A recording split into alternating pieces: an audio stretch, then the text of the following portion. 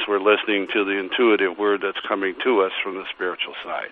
And as we take that advantage of having that information from the spiritual side and actually allow it to work in our lives, that is to say, we actually don't just manifest the word, that we actually take the word and put it to an action. When we move it to an action, then we are living a spiritual life. Then you get what people call getting into the groove. Only the Americans call it getting into the groove, I think. But it's when you're living in the spirit, and the spirit is on you so tight that you're listening, you're so finely tuned in, you cannot do anything wrong. You become just fabulously efficient. You have massive intuitive breakthroughs. All kinds of wonderful things happen. And you are a more efficient person. This is what's happening to me, yeah. No, it's happening to you. God bless you, my friend. Yeah, I'm turning into something new, you know. That's right. Well, actually, you're going home is what you're doing. But it's the real you coming closer to the front. That which you were born into, and when you were born into your mom's womb, that spiritual being that you were at that time, you were complete, you were whole, you were there, it was all on board, you were on board, and you are now coming into this body that's reached the point where it could be a host to you, which is somewhere between the 5th and the 7th month. That's when you come into the body. The body up to that point isn't developed enough to accept you. Can't help you, it can't work with you. And there's a little organism down there with a little heart pumping and stuff like that, but the brain isn't nearly as developed as it needs to be, and the nervous system isn't there, and all of the things that it needs to be a host, which is what your body is, a host to the spiritual being, which is who you are, coming into it in your mother's womb. You with me? Yeah, I'm with you, absolutely. That's the way it works. It doesn't work any other way. It's nothing more complicated than that anyway. It is much more beautiful, and it's just like all things that you do in the spirit. You'll find that when you're dealing in the spirit, as what we're talking about, you'll discover that the things that the spirit is bringing you to, showing you to do, and you're doing and you're acting out and carrying forward are immaculate in their simplicity. It's not seriously complicated. Yes, I've noticed that. Yeah, really. It's an amazing thing. Now, just like you, when I had that original body experience, obviously that was massive and all the rest. But there was nobody, no physical person. None of these books that had been written yet. There was nothing there.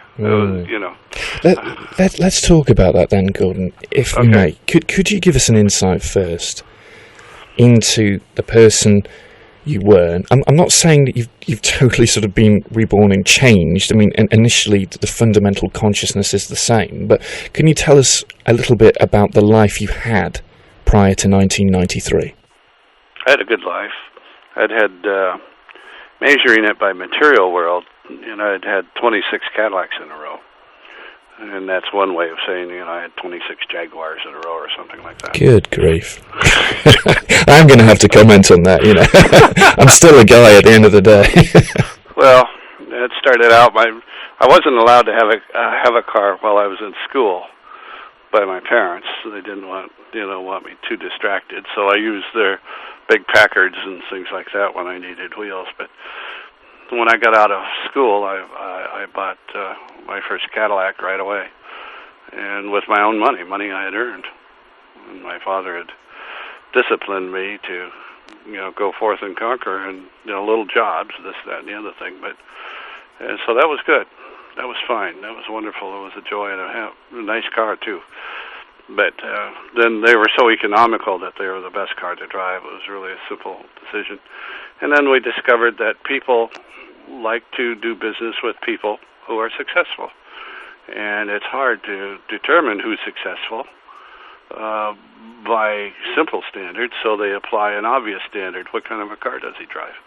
And so driving a Cadillac said everything to everybody that they needed to know that I was successful enough to do that. And it actually was a business tool, a beautiful one. Along the line, I had Mercedes and a couple of BMWs, but the Cadillac was the mainstay. and that was a lot of fun. I enjoyed those cars very much. But I enjoy Jaguars now very much, too.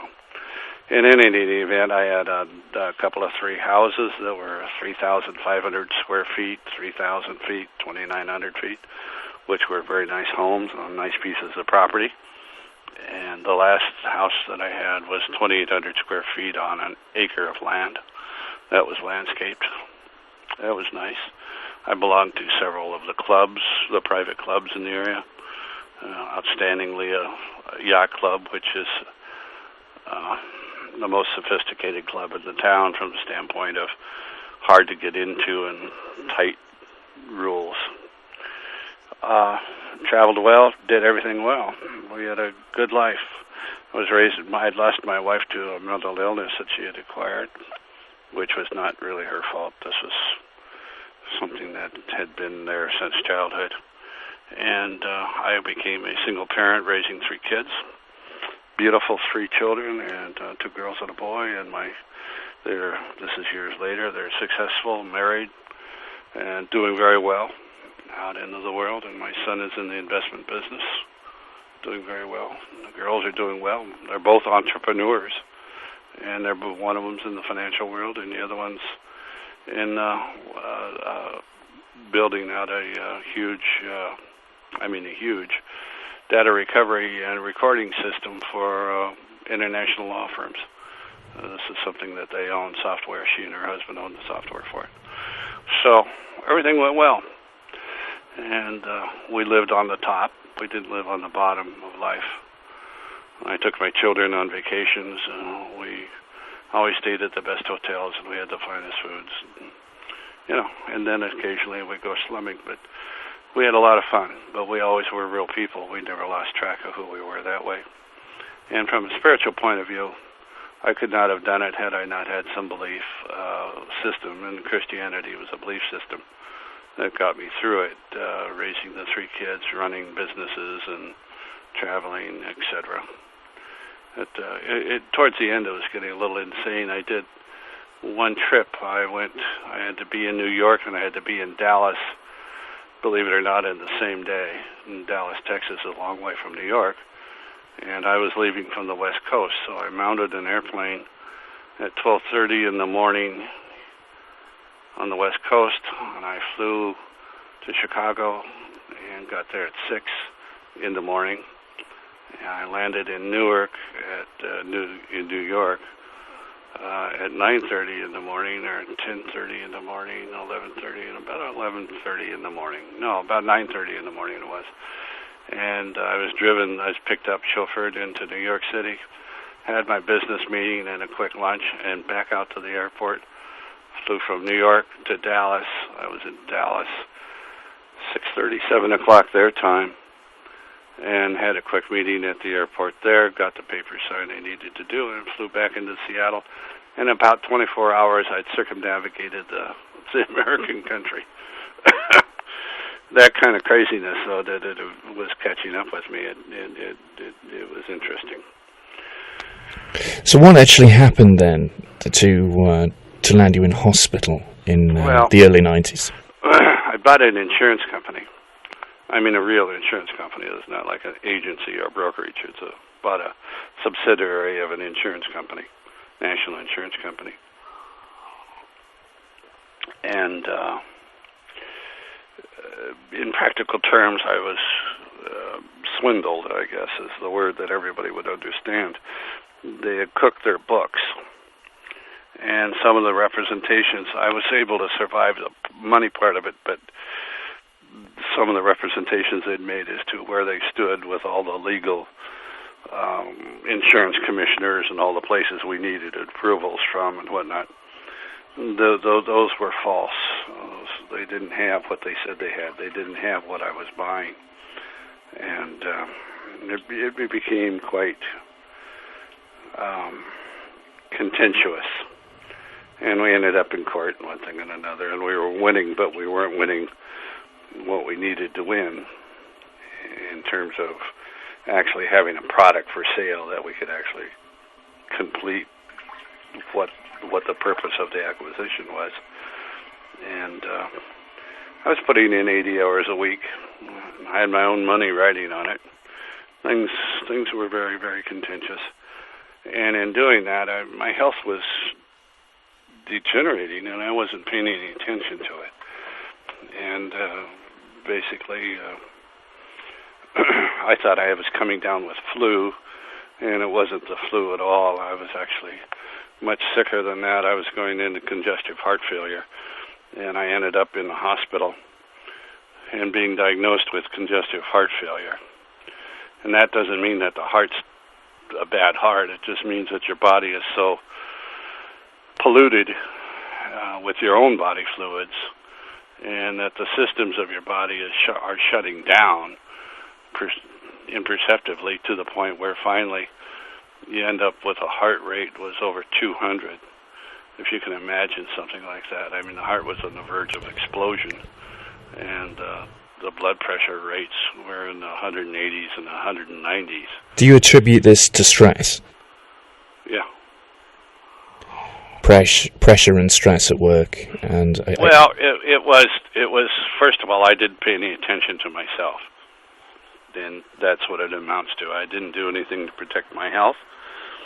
Pressure and stress was part of it, but there were other aspects of my life that were giving me signs that were saying that there was a dramatic shift that happened. Up to this point, I'd been kind of like a golden guy, and Midas touch, whatever I did was pretty creative, and I was always able to gather a really good group of talented people around, and we would go, I'd be like the committee chairman, and we would put money in, and we'd put our talents in, and we'd go out and make some money with it. But I was always the innovator and the fellow who came up with it and put it together and organized it and whatnot. But there's a second part of that, and we'll have to come back and talk what that second part is later. But, okay. So I drove myself to a hospital, which was some sort of a miracle in the first place. They told me that they couldn't believe that I actually had a car in the parking garage. But when they looked at me, they admitted me immediately to the hospital. I was at the hospital at 8:30 in the morning, and 9:30. By 9:30, I was being looked at by the doctors and examined, and they immediately admitted me to the hospital and put me in the critical care intensive unit for heart. And I have no memory, frankly, of getting in. I know they put me in a wheelchair and took me up an elevator, but I can't remember anything after that. It's gone in terms of the material world. The next thing I know, I'm moving, and I've already passed away, and I'm moving into heaven, into the heavenly dimensions, and absolutely no premonition of death. Zero. And in my world, if you make it to the hospital, you're okay. Yeah, sure. So when you say making your way to the heavenly dimension, can you describe that for us? I'll try. It's as if you go to sleep. You cannot describe to me what it was like for you to go to sleep last night. I mean, you just don't have a memory of it, right?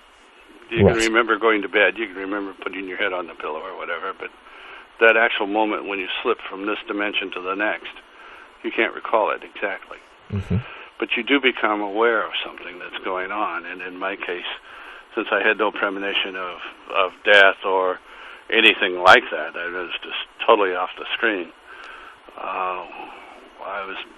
Became aware, my consciousness became aware that I was in a space and in a place where I had some sort of movement that was going forward, and in that place it was a very pale peachy color, and it was a different thing than I could not have imagined. And as I was moving, this peachy color turned more of a reddish and eventually a pink color.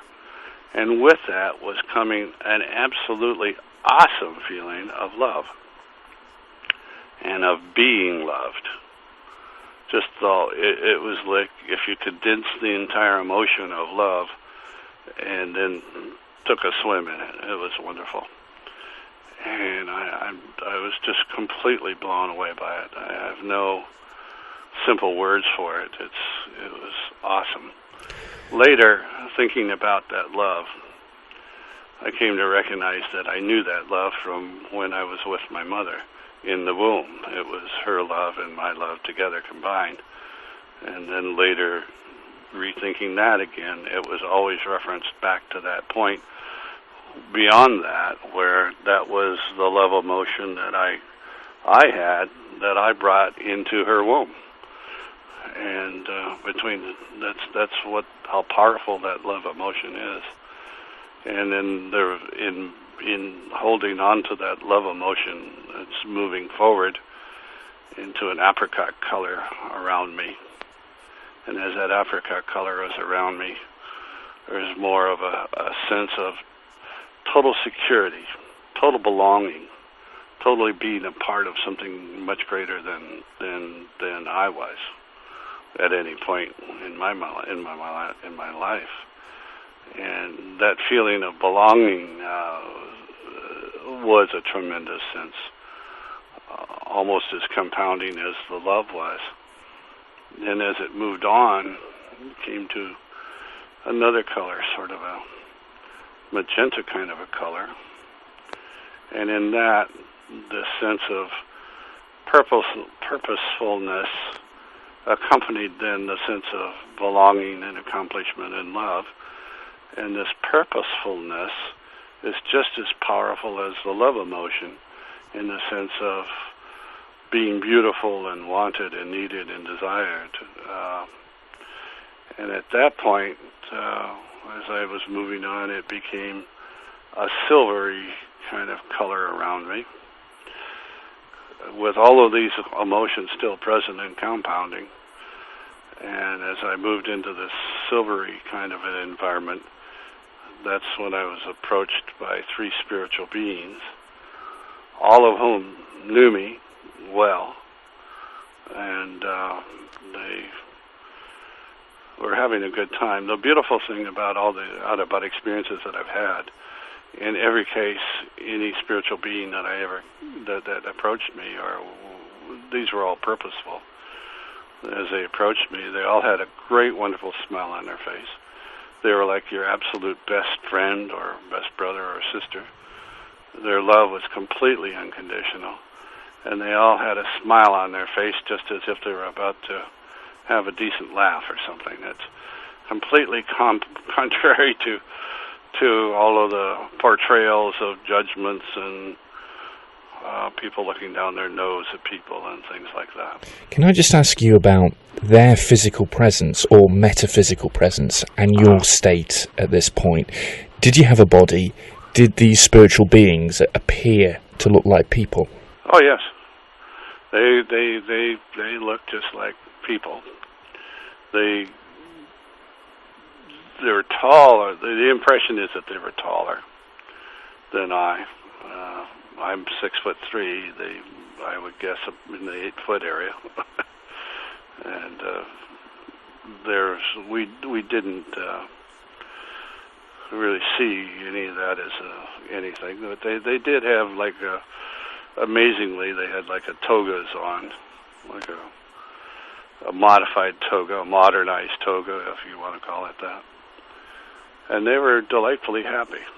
They were delightfully happy to be with me, and they were having fun with me, in that they were saying, okay, well, you've been on your mission. You've been out there to do your thing. Now you've learned everything that we wanted and needed you to learn in the spiritual, in the real world, in the material world, and now it's time for you to take those lessons and apply them for our spiritual purposes and the real purpose that you're there for.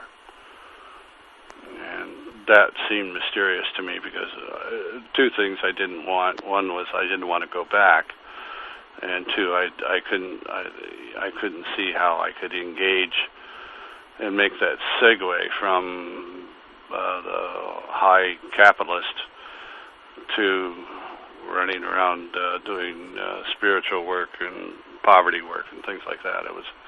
that was something that was going to take. I was on a very fast train. I had lots of liabilities. I had my names on leases. I had my names on contracts, and I couldn't imagine how I could just stop. I really couldn't. I could imagine how I could stay dead, because that was a very desirable thing at that point, as you can imagine. It would be desirable with all those wonderful emotions and feelings that are going through. And they explained to me that one of the reasons things weren't going well at this time, because it was time in the material world. It was time for me to make this segue. So there wasn't much happening to support what I was doing at that time. To say the spirit wasn't supporting it. And the purpose of this transition to death actually was a wake-up call. And I protested that the wake-up call was not going to be anything that I was interested in, because I just wanted to stay in that environment where I was. Interestingly, I was going through a change. They're talking to me as if I'm somebody else. I mean, they're talking about experiences that I'd had in the material world, but they're also reminding me and showing me views of myself as a spiritual being. In other words, that being that I was before I was born into my mother's womb.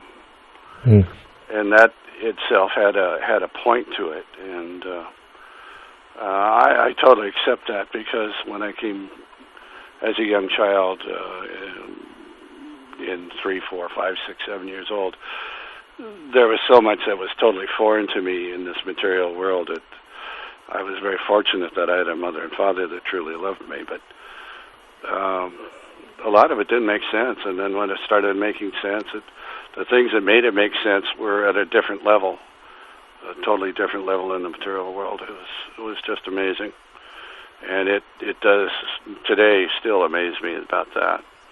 So when they told me that I needed to be back to fulfill these things, and I suggested, well, I just couldn't imagine how I could do it, because it'd be the equivalent of stepping off of a train going 100 miles an hour. I mean, I just can't imagine how that would have worked. And but they told me not to worry about it, that it'll all be taken care of, and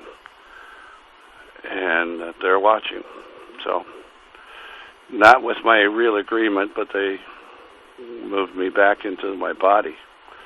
And as I came into my body, shortly after that, one of my daughters showed up at the hospital, because none of this was programmed, and people that had to have been called and brought in. So, and that for that moment brought that out-of-body experience to a close, as far as being out of body was concerned. But that was only just the very, very, very tip and the very beginning of a whole hundreds of spiritual experiences that I would have while I was in body as well. And in the hospital that night, this was happening in the morning, and in the hospital that night, I had a real parade of nurses coming through the room. And now I didn't know if that was a lot of nurses or a few nurses, but it was a lot of nurses were coming through the room. And this one nurse took the time, and she says, "Do you know why we're coming through?" And I said, "Well, I don't know what you're talking about." She says, "Well, a number of the nurses are coming through. We all know what you've been through. We all know that you traveled, and we have seen this before in others." And she pointed. The room was darkened. There was just a little nightlight that was on, and she pointed me to the wall on the bed, next to the bed where I was. And the wall had a bluish hue to it. It was just amazing. All kinds of things happened continuously after that. A few months later, I was in that hospital again, and one of the nurses who had been my nurse during that time was going past me. I was in for another kind of a procedure, and not very recognizable in the event that I was in. And she walked past the foot of the bed. She stopped. She came back. She came right up to me and called me by name. They memorized who I was, and they followed me for a long time on their paper trails.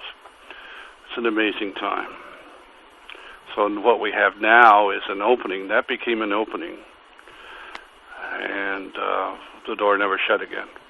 The door's open right now. So it's like if you dialed someplace and kept an open line for the rest of your life with it. And so we have continuous communication. You don't have to die to have this kind of communication. You have to open to it. By whatever means the opening comes to you, whether that be a physical experience like I had in a medical world, or some other kind of a thing happened that created this spontaneity, it can happen to everybody. When you found yourself in a situation where you could go home and continue with your life, now that this part of you had been activated, awoken, did the world seem like a terribly different place? I walked away from it. That was it. I shut down everything and walked away from it. When I had explained that I didn't think, I was trying to convince the spiritual people that it wasn't going to be practical. They said, don't worry about it. So I didn't worry about it. I walked away. When you say you walked away? What we did was I got rid of all my business interests. When I say I got rid of them, I mean we just literally stopped, said, let's stop. Other people took over, other people bought in, other people paid money, other people assumed some liabilities. But by the time we got through, we all but went bankrupt. We didn't go bankrupt, but, I mean, comparatively speaking, we wiped out a lot of physical assets. And I woke up one morning, and I didn't owe anybody anything. Now, that's the equivalent of making about $3 million. Really? So that was wonderful. And from that time forward, I had the ability to then be the spiritual person singularly and move along the trail that was being laid out before me. When you say you didn't owe anybody anything... I mean, I didn't owe any money to anybody. I had a zero liability. Is that because of steps you took to clear the debt, or are we talking about some sort of... Yeah. So you were then free to continue with your spiritual path. So exactly. People were bringing me things to do. You know, their business world didn't get a telegram from Gordy. I mean, other people did, but, you know, generally it didn't. And so lots of deals were being brought to me to do. Lots of things, you know, where I could have made the money back and made a lot more, too, and all those kind of things. But I wouldn't have anything to do with them. In 1993, although there was some research into near-death experiences, they weren't talked about as frequently as they are today. That's true. At any stage, given the fact that you come from a rational, logical background, the business world, at any stage did you question the experience and think maybe it wasn't what you thought it was? Did I question my own experience? Is that your question? That is my question, yeah. No, absolutely not. There was no self-doubt? It was solid, it was real, and obviously I had the validation of myself going through it. There was nothing that I was involved with that was, you know, involved with the brain or the emotional pattern. I mean, I was a sick person, and the heart stopped, and that's what killed me, but it didn't have anything to do with, you know, anything that would have generated a hallucination or anything of that nature. Particularly, I would point to the fact that I had no predisposition to it. I had no fear of death. I had no predisposition to be dead. You know, there was none of that was there. The desire to stay dead, that happened after the occurrence. But I wasn't looking for it. I wasn't anticipating it, and I didn't see it as anything to do. I had 3, you know, wonderful children that still needed their dad. I'd lost my dad when I was 21, and in some sense I was going to duplicate that experience for my children, and that was not a good thing to do, at least not for me. So I had no predisposition to be dead at all, nothing. I mean, there's literally nothing that could point to that. Very interesting thing happens. I'm a Christian, you know, and I'd been attended a few churches and been on the finance committee. They always liked me to sit on their finance committee because finance committee chairman's supposed to put in a few $1,000 just because he's a chairman, stuff like that. But in real terms, no, we had no predisposition whatsoever towards it. The the Christian part was a non-Catholic Christian, but a Christian still. And it was, so I had a Christ-centered environment, and I believe that I'd had miracles in my life to that point, more social miracles than physical miracles in the raising of the children. But there was something even more remarkable when, in that first night I was laying in that bed, there was a feminine presence, spiritual feminine presence with me, and this physical female was speaking intuitively to me in a voice that intuitively I could hear, and it was gorgeous. And I came to understand that that was somehow a representation of Mother Mary. This was a Catholic hospital, but it was awesome. It was comfort and joy and peace, and that I could never have manifested for a lot of reasons.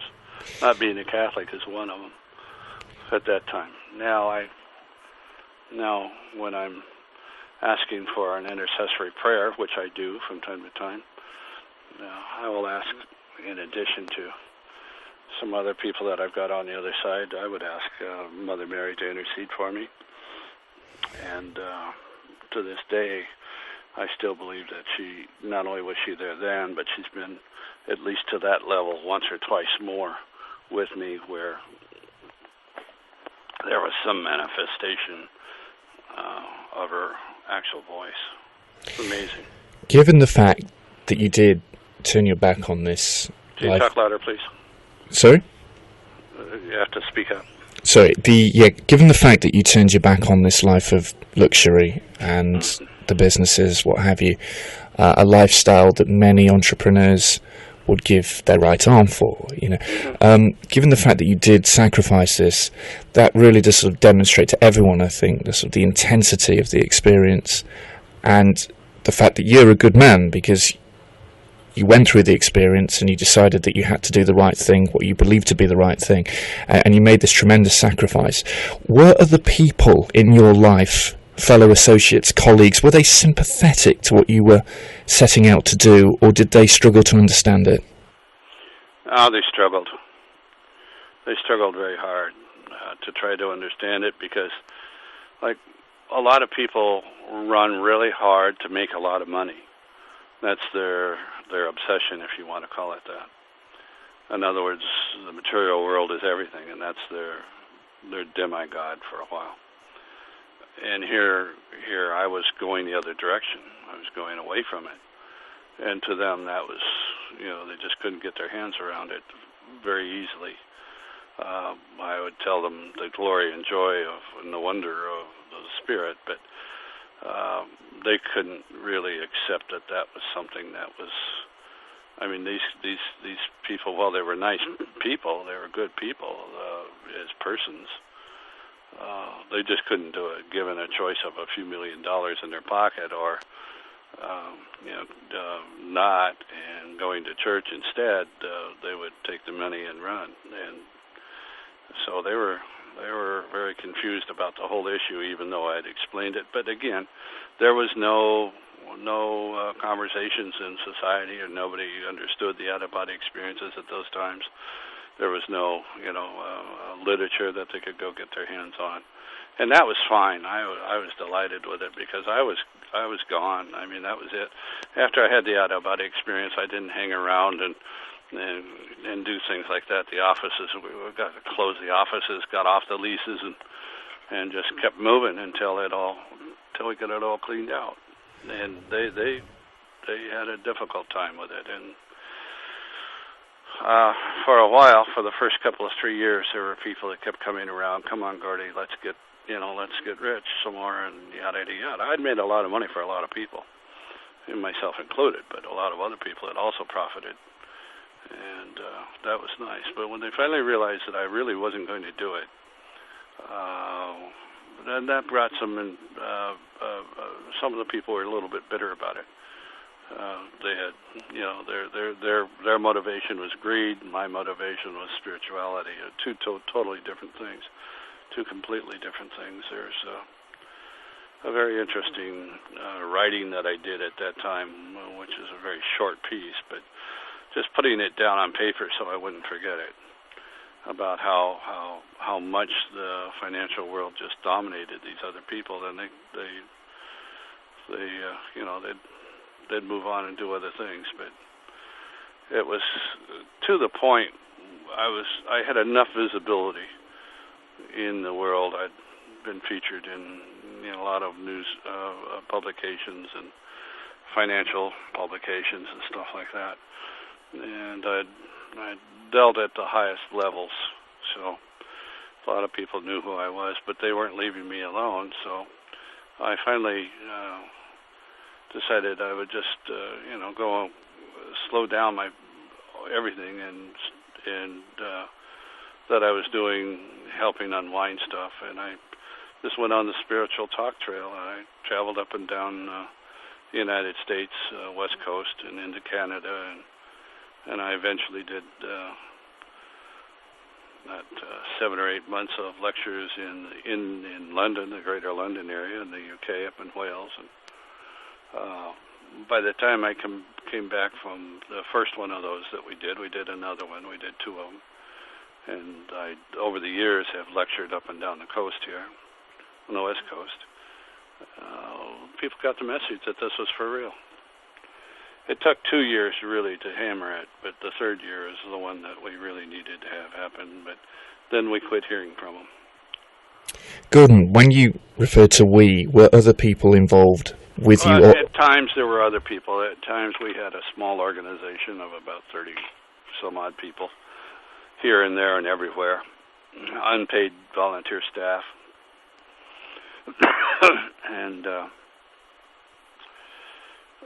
the goal wasn't to build a big organization at that time. The goal was to be of service. The goal was to put the word out. The goal was to convey not only my experience, but how that experience translates to the average person, and how that average person then can have a better life.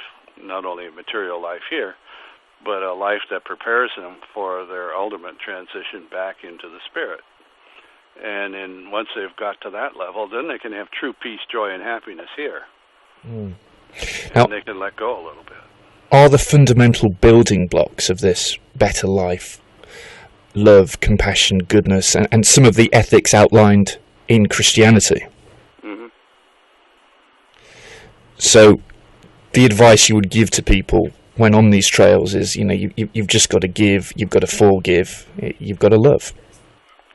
That's a simple approach to it, It's the freely given charity of yourself to others, even anonymously, preferably anonymously. So you do it without taking credit? Yeah, you're not out there to build up a checkbook. You're in heaven. In a lot of the old-fashioned Christian things, they were teaching, well, I'm building my account in heaven. I'm building my castles in heaven. I'm building my gold in heaven. That kind of thing. A lot of old Christian songs and stuff on that level. That's almost a selfish approach to spirituality, isn't it? That's how it was presented for a long time, and that's how a lot of people still perceive it. Well, if I go over here and open the door for the little old lady, I'll get 0.5%, or if I let this guy through in traffic when I don't have to, I'll get 0.5%, or if I help out my neighbor somehow, I want something for it. That's not charity. That's not charity. Anything that's motivated by the concept that you're gaining is not charity. It's no longer a charity of yourself. So the charity of yourself, the true charity of yourself, is at least anonymous in the sense of the motivation. I mean, obviously you can't be totally anonymous. I've met with people who have carried that to a degree that was not very functional, and that they found ways to direct money to people through others and stuff like that, so they weren't shown anywhere. Well, that is a form of being anonymous, but being anonymous isn't the overall criteria. The criteria is to get their need met. That's the number one criteria. The second criteria is that your motivation to get that person's need met is a motivation of simply help, love. It's a brother or sister help, like you would for a brother or a sister. You're not going to ask the brother and sister that you did something for them, now they've got to do something for you. Because when people give in that respect, it's more like an exchange, isn't it? I'll give you this in exchange for some positivity later on, further down the road. But ultimately, the whole point is to give because you want to give and because you want to help that person, and there should be no other ulterior motive. That's right. And it's not even so specific as that person. You give because that's your commandment. That's your personal commandment. I'm giving of myself freely, the charity of myself, in either in my labor or goods or whatever it is that I'm doing, not for the motivation of reward. I'm doing it because that is who I am at my center core being. I'm doing that in my love being with Christ.